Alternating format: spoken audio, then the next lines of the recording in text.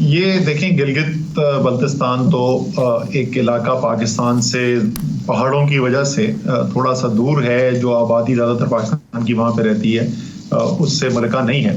लेकिन ये जो फैसला अभी तक नहीं हो चुका, ये फैसला रुका वही पीडीएम के जलसों की वजह से है। आपको शायद याद होगा कि एनसीओसी ने अक्टूबर की 9 या 10 तारीख को हमने ये आदादो शुमार जब हम देख रहे थे, क्योंकि हम जाहिर है बाकी तो पाकिस्तान को नंबर्स नजर आते हैं ना कि कल क्या हो गया, हम सिर्फ वो नहीं देखते कि कल क्या हो गया, हम आगे भी देखते हैं कि कल क्या होने वाला है।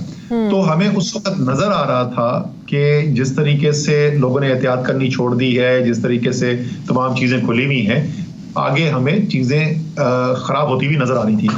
तो 9 या 10 तारीख को हमने ये फैसला किया। 12 अक्टूबर को पहली एनसीसी हुई जिसके अंदर हमने लोगों से ये रिक्वेस्ट की कि आप जो नेशनल लीडरशिप है, सारी कौम उनको देखती है, और अगर सारी कौम ये देखेगी कि नेशनल लीडरशिप जलसे कर रही है, तो मैं कैसे किसी और को रोकूंगा कि वो इस किस्म का काम ना करे।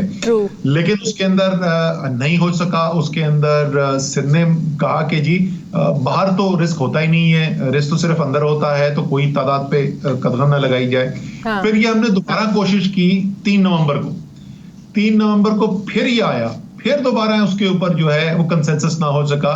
आज तीसरी अटेम्प्ट थी और आज भी सिंध ने हमें ये लिख के दिया है कि बाहर की जो गैदरिंग है उसके ऊपर कोई कंट्रोल नहीं होनी चाहिए। उन्होंने कहा कि उसके अंदर बस फासला लोग मेंटेन कर लें और एसओपी मेंटेन कर लें और अपर लिमिट इसके अंदर कोई ना लगाएं। यानी अगर मैं कराची से जो वाकिफ हैं, शारा फैसल के ऊपर अगर जलसा करना चाहता हूं, तो मुझे ये बताएं कि वो जो कह रहे हैं कि 50% सिर्फ लोग अलाउड हो, तो वो 50% क्या होंगे? वो तो शारा फैसल के ऊपर 10 लाख लोग आ सकते हैं, 50% भी सकते हैं।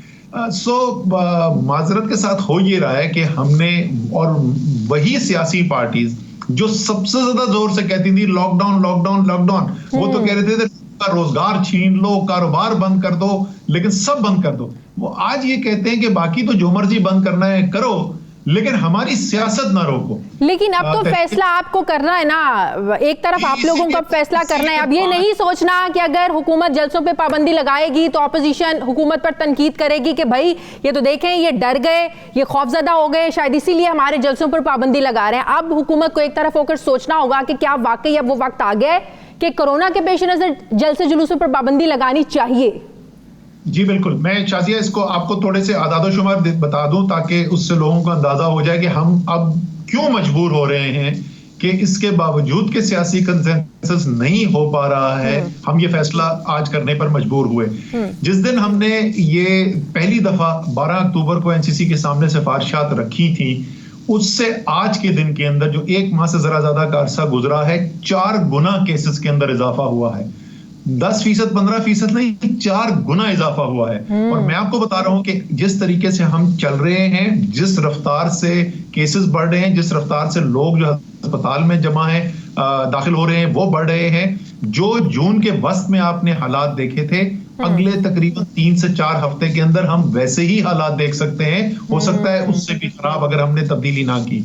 इसीलिए अब हम पहले भी समझाते थे यार, जलसे अगर आप कर सकते हैं ना, तो जलसा इमरान खान से बेहतर कोई नहीं खेल सकता। वो आपने समात में भी देख लिया, आपने हाफजाबाद के अंदर भी देख लिया, जलसा जो करके दिखाया। अब वो गिलगित बल्तिस्तान का इलेक्शन भी लड़के इन्होंने देख लिया, वहां पे भी नजर आ गया अवाम किधर खड़े में है।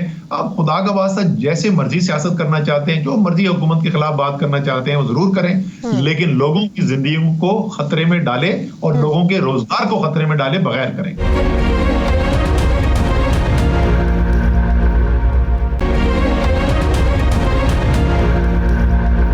चलिए अब आ जाते हैं जरा जीबी के इलेक्शन पर। अब जो गैर हतमी गैर सरकारी नताइज के मुताबिक तो मुबारक देना बनता है आप लोगों को, मुबारक हो आप लोगों को। ज़ाहिर अभी ऑफिशियली तो अनाउंस नहीं हुआ।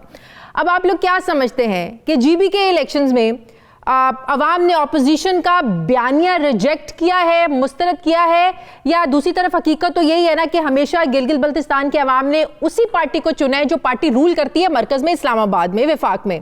तो आप कैसे इसको लेंगे कि बयानिया मुस्तरद हुआ है या एक बस जो चलता आ रहा है वही हुआ है आप लोगों के साथ भी, कि जीतना था आप लोगों ने, सेंटर में बैठे हुए? देखिए 2-3-4 चीजें जो हैं वो इसकी वजह बनी है कि जो इलेक्शन का रिजल्ट आया है। पहला रिजल्ट जो पहली बात जो आपने की वो बिल्कुल दुरुस्त है, उसमें एक हद तक उसके अंदर हकीकत है कि गिलगित बल्तिस्तान की अवाम का और आज़ाद कश्मीर में भी यही होता है, बहुत ज्यादा इन्हिसार होता है वफाक के ऊपर, तो जिसके पास वफाक में हुकूमत हो उसको एक बर्तरी हासिल होती है इलेक्शन लड़ने के लिए। लेकिन इस इलेक्शन को आम इलेक्शन की तरह तो लड़ा नहीं गया, इसको रेफरेंडम इमरान खान के ऊपर हमने तो नहीं बनाया था। 3 हफ्ते से ज्यादा एक बड़ी सियासी पार्टी के लीडर वहां पर कैंपेन करते रहे, हर हलके के अंदर गए, इलेक्शन कमीशन की हिदायत मानने से इनकार कर दिया। उसके बाद जाहिर है, और उनका दावा जो आप जलसे अगर आप याद रखें तो वो कहते थे 2/3 अक्सरियत वो लेने जा रहे हैं। तो उसके बाद जो हुआ है तो बयानिया तो बहुत जबरदस्त तरीके से उनको धचका लगा है। अच्छा। दूसरी चीज जो है, तीसरी चीज जो है वो ये है कि लोग ये भी देखते हैं कि इमरान खान की सियासत जो है वो कौमी सियासत है, वो किसी एक खित्ते की सियासत नहीं। वो बलूचिस्तान जाके बलूचिस्तान के पसमानदा तरीन इलाकों के अंदर आज से 3 दिन पहले बलूचिस्तान की तारीख का सबसे बड़ा तरक्याती पैकेज के अनाउंसमेंट करके आए हैं। तो गिलगित बल्तिस्तान से लेके कराची तक और गवादर से लेके चारसदे तक वो सब पाकिस्तानियों को बराबर समझते हैं। इसलिए जो खास तौर पे पाकिस्तान के छोटे इलाके हैं, एक खास इमरान खान की मकबूलियत है, अपील है उनकी सियासत की। तीसरी जो चीज जो मेरे ख्याल में एक अहम अंसर पड़ा, गिलगित बल्तिस्तान वाले पाकिस्तान के साथ एक जज्बाती लगाव रखते हैं। हाँ। देखिए हमें पंजाब सिंध खैबर पख्तूनख्वा को तो मिल गया ना, पूरी हमें कौमी जो शनाख्त है और हमें शरीयत है और तो उसके फवायद जो है वो मिल गए, तो हम उसको अंग्रेजी में जो कहते हैं ना टेकन फॉर ग्रांटेड, कि हम तो कहते हैं कि अच्छा ठीक है यार तो इसमें क्या बात, क्योंकि उनको वो पूरा नहीं मिला हुआ है। उनका सबसे बड़ा मुतालबा ये है कि हमें पूरा पाकिस्तानी होने का हक दो। तो जब वो एक सियासी पार्टी देखते हैं या सियासी पार्टियां देखते हैं जिनका बयानिया जो है उससे भारत के अंदर तो शादियाने बज रहे हो, हाँ। और वो अपनी मुल्क के रियासती इदारों के खिलाफ एक तबले जंग उन्होंने बुलंद किया हुआ हो, तो ये बिल्कुल ये भी आंसर बना उनके खिलाफ एक ओपिनियन बनने का। सो ये कॉम्बिनेशन ऑफ फैक्टर्स। लेकिन जो ऑपोजिशन बयानिया लेके चल रही है वो कह रहे हैं आप लोगों ने उम्मीदवारों को तोड़ा, एक साजिश करवाई गई उन्हें आजाद हैसियत में इलेक्शन लड़वाने की, जिसकी वजह से आज जो है ना ऑपोजिशन को शिकस्त हुई है। आप लोगों ने एक साजिश के तहत ये सब कुछ किया उनके उम्मीदवारों को तोड़ के। ये वैसे वाकई में हमने बहुत बड़ी साजिश की। हमने ये फैसला किया कि हम पाकिस्तानी जमहूरियत जो है उसके असूल के मुताबिक हम इलेक्शन लड़ेंगे और इलेक्शन में हिस्सा लेंगे और आवाम से वोट मांगेंगे। ये वाकई बहुत बड़ी साजिश है। देखिए मैंने कल ये ट्वीट भी किया था, आसान अल्फाज में गिलगित बल्तिस्तान के अवाम ने पीडीएम के लीडर्स के लिए एक लफ्ज का सिर्फ पैगाम भेजा है, और वो लफ्ज है मुस्तरद। जो उनकी उसको उन्होंने मुस्तरद कर दिया है। आजाद उम्मीदवार अगर इलेक्ट होके, हम आजाद अगर इलेक्ट करवा सकते तो अपने टिकट पे क्यों नहीं उनको इलेक्ट करवा दिया। इसमें साजिश उनको कहाँ नजर आ रही है, लेकिन वो बहुत बहुत गमजदा हैं। तो मेरे ख्याल में कम से कम आपने कहा था कि तबीयत खराब हो तो एक बुखार की दवाई खा ले, मैंने पढ़ी थी आपकी ट्वीट। ये तो साजिया मैं इसीलिए कह रहा था कि वो जो सर्विस किए गए हैं, और खासतौर पे उसमें से कम एक कंपनी ऐसी है जिसके ऊपर तहरीक इंसाफ के वोटर्स को बड़ा जो है ना इतराज रहता है। कोई दुनिया जानती है कि उनका कोई खास तहरीक इंसाफ के साथ लगाव नहीं है। वाज़े तौर पर नजर आ रहा था कि तहरीक इंसाफ आसानी से ये इलेक्शन जीतने के लिए जा रही है। इमरान खान सबसे मकबूल लीडर है।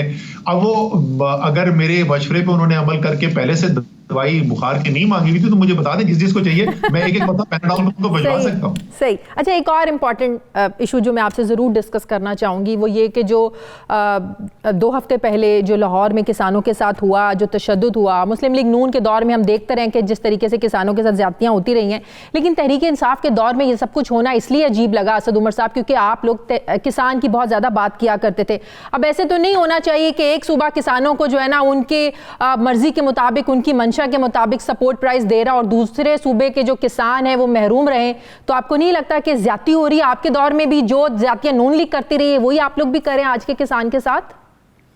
नहीं, पहली दो इसमें मुख्तलिफ पहलू है। एक तो ये पहलू है कि जाहिर है कि लाठी चले, कोई टीयर गैस चले, ये बिल्कुल भी जो है वो एक पसंदीदा चीज नहीं है। एक ऐसी चीज है जो सूरत हाल कभी भी वहां तक पहुंचनी नहीं चाहिए। और अगर वो लोग जो है वो कोई दहशतगर्द नहीं है, हाँ। वो अपने मुतालबात की बात कर रहे थे, उनके साथ जो है वो सियासी तौर के ऊपर उनको बैठ के बात समझानी चाहिए थी। जरूरी नहीं है कि हर बात मान ली जाए, लेकिन सियासी हुकूमतें जो हैं वो एक सियासी तरीके से हल निकालती हैं चीजों का। जहां तक देखें, जो गंदम की फसल है उसके ऊपर जो आखिरी साल था मुस्लिम लीग नून का, हाँ। और जो अगला साल जो अभी हमने कीमतें मुकर्रर की हैं, उसमें बावजूद इसके कि उसके अंदर खाद की कीमत के अंदर इजाफा हुआ है। दूसरी जो चीजें हैं उसके अंदर डीजल की कीमत में थोड़ी कीमत बढ़ी, बहुत ज्यादा नहीं बढ़ी उस मुस्लिम लीग नून के आखिरी वक्त से। खाद की कीमत में भी 400 रुपए बोरी कमी हो गई थी यूरिया की, क्योंकि जीएसटी खत्म कर दिया था उसके, जीआईटीसी खत्म कर दिया था उसके ऊपर। लेकिन उसके बावजूद जितनी कीमत बढ़ी है उससे कहीं ज्यादा जो है वो गंदम की कीमत बढ़ाई गई है। तो किसान तो अगले साल उससे कहीं ज्यादा पैसा बनाएगा जो मुस्लिम लीग नून के आखिरी साल में गंदम की फसल के ऊपर बनाया था। और ये मैं बिल्कुल आदादो शुमार के साथ, जो भी मेरे साथ बैठना चाहे मैं उनको ये दिखा। लेकिन उन आदादो शुमार के बारे में क्या कहें असद उमर साहब? देखें, पिछले साल नवंबर तक गंदम बाहर भेजी जा रही थी क्योंकि बताया गया कि गंदम वाफिर मिकदार में मौजूद है। शायद इसीलिए उस वक्त काबीना ने सपोर्ट प्राइस बढ़ाने में जो है ना, ज़ाहिर उन्होंने इनकार कर दिया था, नहीं बढ़ाई थी। फिर पता चला कि गंदम तो है नहीं, फिर आटा देखा, आटा महंगा हो गया। कुछ ऐसी ही सूरत हाल चीनी के साथ भी हुई। पता चला पहले कहा गया जी चीनी बहुत है, बाद में जो है ना पता चला चीनी नहीं है, फिर हम बाहर से मंगवा रहे हैं, इंपोर्ट करवा रहे हैं। कौन है जो गलत आदादो शुमार बताता है? कौन है जो जानबूझ के अपने जाती मफाद के लिए सही गाइड नहीं कर रहा? कैबिनेट को, प्राइम मिनिस्टर को गलत आदादो शुमार बताते हैं। पहले कहते हैं जी हमारे पास बहुत वाफिर मिकदार में है, बाद में पता चलता है जी है नहीं, फिर बाहर से मंगवानी पड़ती है। अच्छा, ये एक बड़ा मकबूल बयानिया बन गया है और मुझे पता है कि कुछ हमारे अपने लोगों ने भी यही बात कर दी है, लेकिन माजरत के साथ वो भी सही सूरत समझ नहीं सके। चीनी का मामला है, गंदम का मामला अलग है। गंदम के अंदर सबसे पहले अगर आपको याद हो कीमतें कब बढ़ी थी, ये इस साल के जनवरी के अंदर एकदम से आपको तेजी से इजाफा होता हुआ नजर आया था। और वो कहां बढ़ी? आटे की कीमत किधर बढ़ी थी? वो आटे की कीमत बढ़ी थी सिंध के अंदर। सही। और क्यों बढ़ी? कि सिंध की हुकूमत ने एक अजीबो गरीब फैसला किया पिछले साल। एक पहली दफा तारीख में उन्होंने एक दाना भी गंदम का नहीं खरीदा। उनके पास कोई स्टॉक नहीं थे। वो जिसका शॉर्टेज होनी शुरू हुई जनवरी के अंदर, वहां पे तेजी से प्राइसेस बढ़ी। और जाहिर है एक ही मुल्क है, अगर कराची के अंदर जो है 300 रुपए ज्यादा कीमत मिल रही होगी तो पंजाब से भी आटा उधर जाना शुरू हो जाएगा। सो पहले तो उन्होंने पिछले साल तो ये किया। इस साल उन्होंने क्या? इस साल ये किया कि पंजाब ने आटे की रिलीजेस बढ़ा दी। खैबर पख्तूनख्वा के अंदर हमने स्पेशल सप्लाईज डिलीवर करवा दी। सिंध जो है वो आटा रिलीज ही नहीं करने को तैयार, लेकर बैठे में कीमतें बढ़ी हुई है, शोर मचा हुआ है। और आप पाकिस्तान ब्यूरो स्टेटिस्टिक्स के आदादो शुमार उठा के देख लें, पंजाब के अंदर आटा जो है वो जिस वक्त 860 रुपए का 20 किलो बिक रहा था, तो कराची के अंदर वही 1200 रुपए का बिक रहा था। वो सक्खर के अंदर 1200 रुपए का था। वो हैदराबाद के अंदर 1150 रुपए का था। 250, 300, 350 रुपए पंजाब से ज्यादा कीमत के ऊपर आटा बिकता रहा, महीनों बिकता रहा। और सिंध की कहती रही कि हम जो है वो नवंबर में जाकर रिलीज करेंगे। भाई जुलाई के अंदर, अगस्त के अंदर। सो माजरत के साथ बहुत बड़ा किरदार आटे की क्राइसिस के अंदर सिंध हुकूमत का रहा है। हमारे ख्याल में जानबूझ के उन्होंने फैसले किए कि एंड में जब कीमत बढ़ेगी तो सबने देखना इमरान खान की तरफ है। और यही हुआ। सब सवाल इमरान खान से पूछ रहे हैं, बिल्कुल सही। लेकिन सिंध हुकूमत का बहुत ही इसके अंदर गलत किरदार, गलत फैसला साजी रही।